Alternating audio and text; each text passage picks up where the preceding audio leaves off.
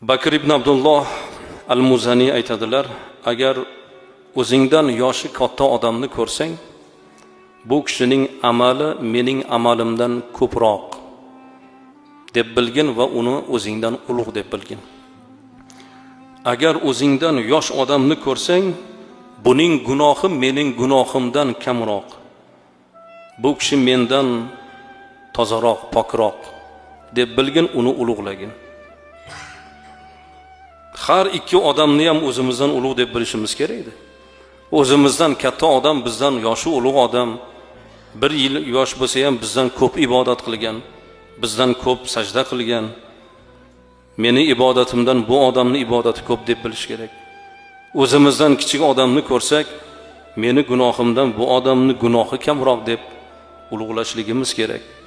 Hech bir sabab yo'q.